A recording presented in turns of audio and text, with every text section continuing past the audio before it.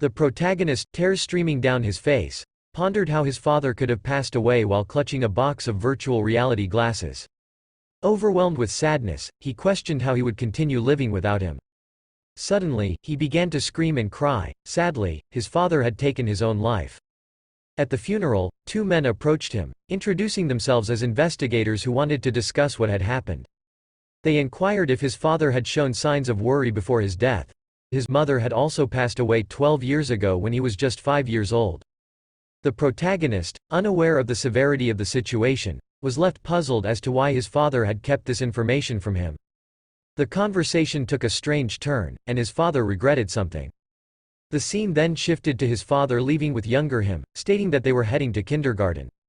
But before leaving, he asked the protagonist to wait a moment. He wondered if he had turned off the gas at home and abruptly questioned if the protagonist was aware. Urging the protagonist to wait, he quickly checked if the gas was indeed turned off. As he inspected the area, this routine had lasted over an hour. People claimed that the protagonist's father had a severe case of OCD, and attributed his cowardice from his father. The protagonist had also endured bullying, with boys laughing in his face and even physically assaulting him. One of the boys stated that the protagonist's father was an incompetent fool who couldn't hold a job for long.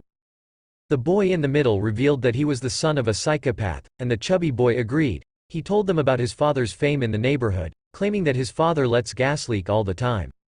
He mentioned that firefighters had been to his house 3 times. Someone else asked him if his father didn't have a job, while the chubby boy revealed that he had been unemployed for a long time. The chubby boy wondered who would hire someone like his father, as everyone in the neighborhood despised him.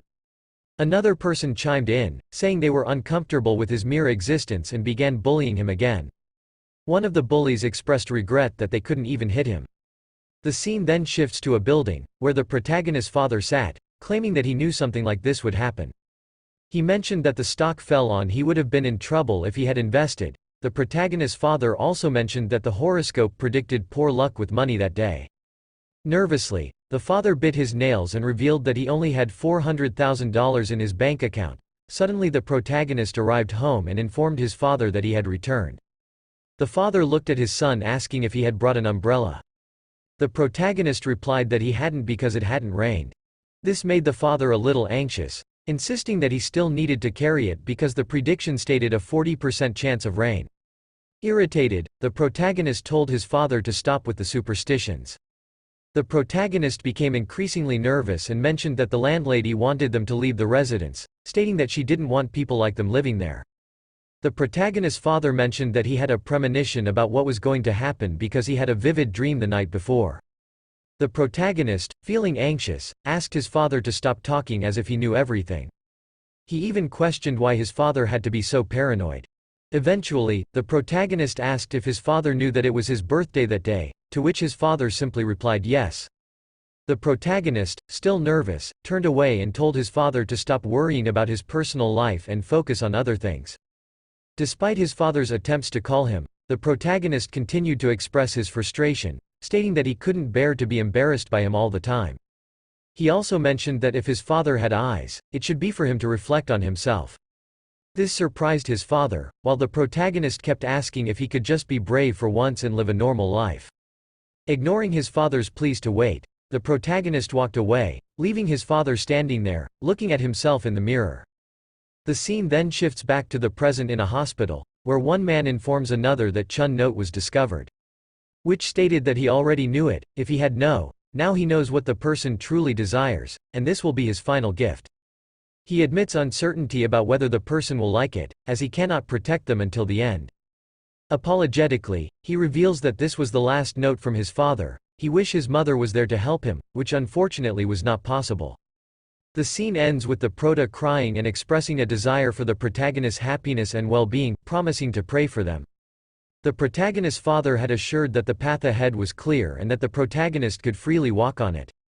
The scene then transitions to the protagonist climbing a ladder until a lady catches his attention. She mentioned that if he couldn't afford the rent, he would have to leave the room soon because she realized she had nothing left for the apartment. She also mentioned that the previous night, someone had passed away, and she couldn't rent the room with that rumor going around, which upset her. The protagonist remained silent. He entered the house. He expressed as frustrating, wondering if it was difficult for her to ask him to leave, as if his situation didn't matter to anyone because nobody cared. He looked down at the floor. He ended up opening the gift. Inside, the entire virtual equipment was there. He started crying, saying that it truly was his father's final gift, and he would definitely make good use of it. He put on the glasses. Suddenly his father appeared in his vision, which obviously frightened him. He ended up screaming and taking off his glasses, wondering what was happening. The glasses spoke, asking him to please put them back on. He truly didn't understand what was going on, as the device kept insisting that he put them back on. In his mind, he didn't believe it, but eventually, he put them back on and asked if it was really his father. However, his father only wanted the system to confirm that he was initiating the visualization, and he didn't quite grasp the meaning of that image of his father. His father mentioned that he was at level 1 and would evaluate his skills. He stated that the protagonist's best skill was visualization per minute. But the protagonist clearly didn't understand much and asked how it was possible. His father's image mentioned that he had an available skill that would be added automatically, and then his vision started to slowly distort, revealing a woman sitting on a bench. Prota inquires about the identity of the person, to which she responds that she knew Prota when she was a child. It's understandable that Prota doesn't remember her at the moment. She mentions that the money is what her father instructed her to give Prota, expressing his love for him and that it should be used for living expenses. Protagonist tries to comprehend everything but still struggles to fully understand. She urges him to quickly pick up the money, pointing it out. As he looks at the money, he becomes slightly frightened upon seeing a woman's face on it. Consequently, all the money falls to the ground. He wonders what it is and questions if the money is real. In a state of panic, he screams, causing the system to spin. His father's display indicates that his visualization ability has been used and is now recharging. Shortly after, his father disappears. Prota attempts to call him by referring to him as Dad, and asks him to wait, but it doesn't work effectively. Finally, he removes his glasses and realizes that he doesn't truly understand anything. He ponders whether this is a dream or a hallucination, as it doesn't feel right. He asserts that it was indeed his father without a doubt and asks what had occurred. Additionally, his glasses refuse to light up, leading him to believe they may be broken. For now, that's all he knows.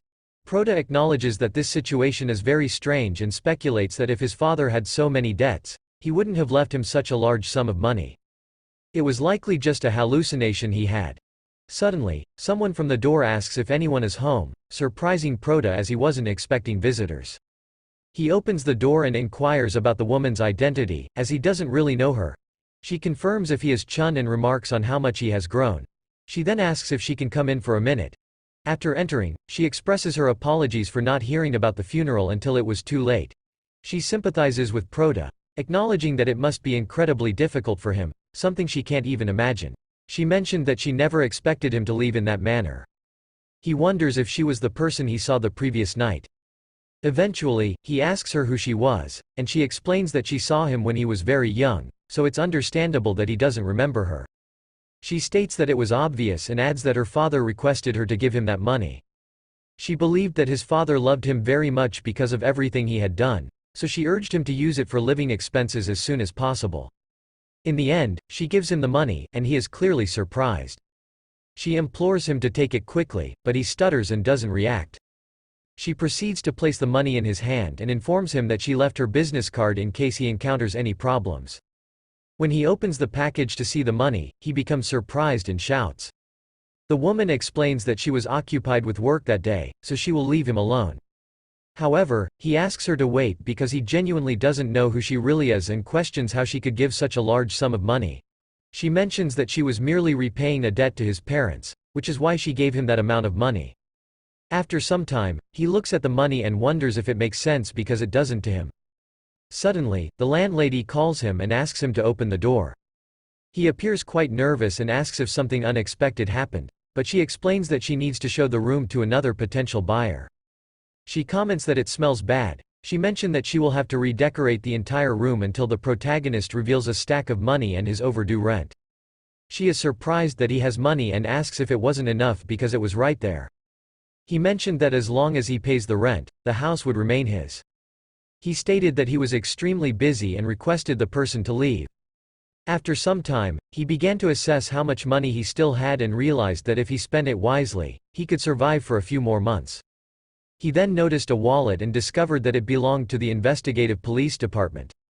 Surprisingly, he was taken aback to learn that the woman he encountered was a police officer. Eventually, he connected the charger to the virtual glasses and expressed his belief that it only needed to be charged in order to function normally. However, even after charging for over 10 hours, it still didn't seem to work. Frustrated, he decided to take the glasses to the repair center the next day, as he also had school. Suddenly, while holding the glasses, he was startled when it instructed him to put them on with the device on his head. Eventually, he put on the glasses, and the system that had just started showed his father's hologram. He began conversing with the hologram, asking if his father could see him. However, the hologram simply responded that the command was invalid and Prota couldn't comprehend much. It wasn't until the hologram mentioned that he had leveled up and congratulated him that Prota realized he had finally reached level 2. He also mentions that the current skills available were a detailed preview of the worst that would happen the next day. He expresses his confusion and asks the hologram if last night was the best, but the hologram responds with an unknown command. He further comments that he only had one skill available, which would activate automatically. However, Prota tries to interrupt and tell him to wait a minute, but his vision distorts. The scene changes to a building where he was at school, and he wonders what is happening. One boy tells another to pass something on to him and asks if he is an idiot because he doesn't want to pass. Grabs the other boy's collar, demanding to know what he said. The boy in the black shirt explains that he insulted him because he was the first to insult. Prota watches from a distance and thinks it looks very real until a rock falls on his head. He falls to the ground with a bleeding head, and the three boys on top of the roof. The chubby boy in the middle claims that he was going to throw the rock only to scare him. The boy on the left asks anxiously if Prota has died, and Prota slowly loses consciousness. The system then warns that all available skills have been used and the preview is ending. Prota returns to the real world and remarks that it felt very real, as if they had really beaten him.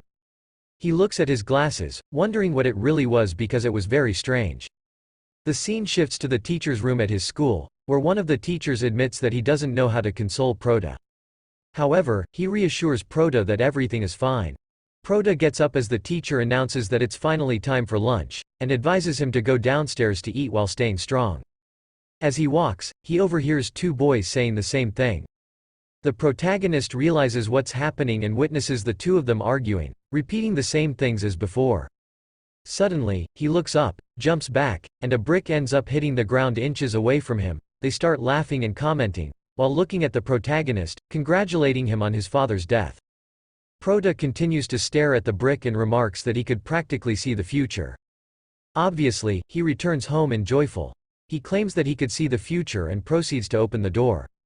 He affirms that he really could see it and even predict it. He goes to his virtual glasses and presses the power button, but realizes that it won't turn on. He wonders if he should charge them again and tells himself that yes, that's correct, it's not nighttime yet. The previous night, when he used it, it was already nighttime. After a while, night falls and he finally manages to turn it on. The hologram announces that it's starting the preview and he realizes that it's his father. He asks what will happen now, but the hologram states that this command is strange and he ends up saying that he has leveled up and receives congratulations again, mentioning that he has finally reached level 3 and realizing that he leveled up quickly.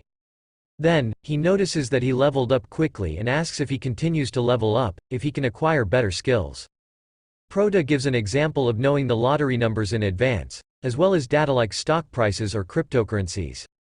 However, the hologram simply states that the command is unknown. Prota says okay. The hologram simply responds that the available skills are the 5-minute preview of the worst thing that will happen the next day. He ends up requesting to witness this vision. However, his vision becomes distorted and he finds himself back in the classroom where he was before. The bullies inquire about what he was saying, and at that moment, they claim that the protagonist mentioned they would do it now and that he already knew. One of the bullies approaches the protagonist and asks if he already knew what was going to happen. In response, the chubby boy unexpectedly punches him in the stomach and states that he didn't think he would do it. The chubby boy asks why the Prota is not breathing. He comes back to the present and ponders whether he would truly die from a blow to the stomach the next morning. Suddenly, the system notifies him that he has leveled up and can use skill training 5 times. Curious, he asks what this training entails and what it means. The system informs him that he can practice 5 times and must use the glove-shaped control on both hands to train. The system confirms that he is starting his first training. The scene then cuts back to the classroom where they question what the prota just said. The chubby boy aimed his punch directly at his stomach. However, at the last moment, he manages to defend himself and stop the blow. This surprises the chubby boy, and the other bully sitting on a chair asks what he was doing, and if he was going to get beat now.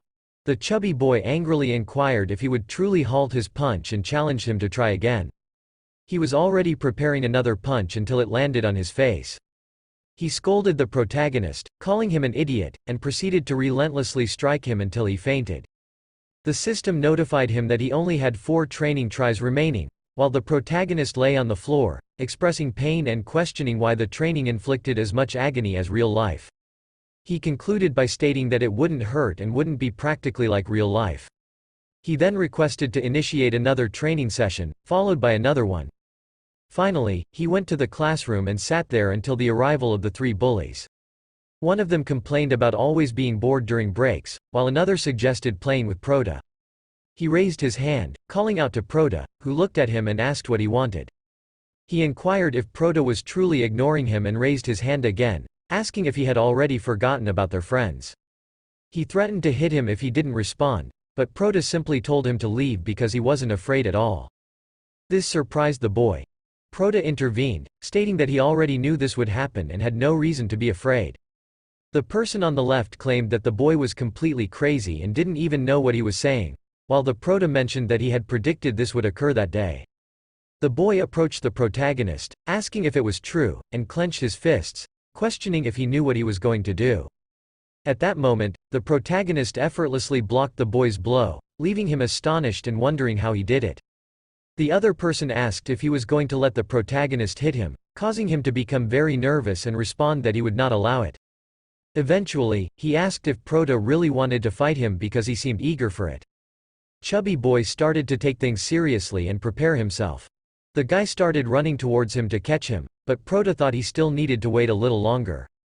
When the guy tried to grab him, Prota easily dodged and made him fall by putting his foot in front of him. It was like a somersault, and everyone was surprised by what the protagonist had done. He smiled and proudly claimed that he did it. The guy got up furious and cursed the protagonist, vowing to make his life miserable from that day on. Just then, the school loudspeaker announced something, and the boys tried to calm the angry boy down, saying they had to stop because the teacher was coming. While saying that he would ruin the protagonist's life, one of the boys asked the chubby boy if he had cursed at him, threatening to hit him if he had. However, the boy who was fighting with the protagonist got scared and denied cursing him, claiming that he had cursed Prota but would never curse him. He stood in front of the protagonist and commented on how fast he was, mentioning that improved vision makes one more skillful.